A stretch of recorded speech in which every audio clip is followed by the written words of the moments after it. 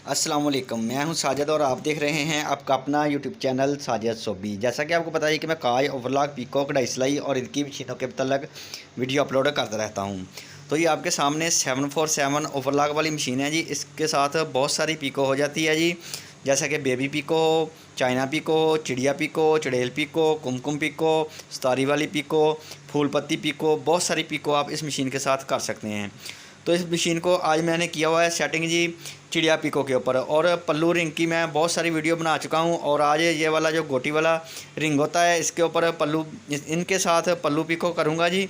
ये वाले रिंग आपको धागे वाली दुकान से बहुत ही आसानी के साथ मिल जाएंगे। तो ये 6 रिंग हम लगाएंगे जी, 12 रिंग बनाऊँगा और 6 लटकन हम लगाएंगे एक पल्लू को जी।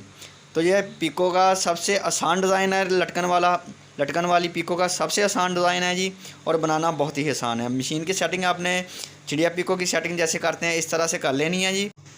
इस मशीन की सेटिंग और इसके ऊपर जितनी भी पीको होती हैं वो तमाम मैं अपने चैनल के ऊपर उनकी वीडियो बना चुका हूँ। आप मेरे चैनल का विजिट करके वो वाली तमाम वीडियो देख सकते हैं और काम सीख सकते हैं जी। तो ये देखें जी, इस तरह से आपने रिंग बना लेने हैं पहले जी। ये देखिए रिंग बन रहा है जी, देखिए इस तरह से हम 12 रिंग बना लेंगे जी, जो कि 6 हमारे एक पल्लू को लगेंगे और 6 एक पल्लू को लगेंगे। ये देखें जी, माशाल्लाह से बहुत ही प्यारा रिंग बन गया है जी।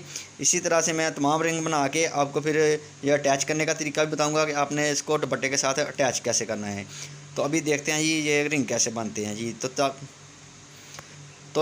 तक आप मेरे चैनल को कर लें सब्सक्राइब और बेल आइकॉन को कर लें प्रेस, ताकि इस तरह की आने वाली वीडियो का नोटिफिकेशन सबसे पहले आपको पहुँचे और आप इसको देख सकें।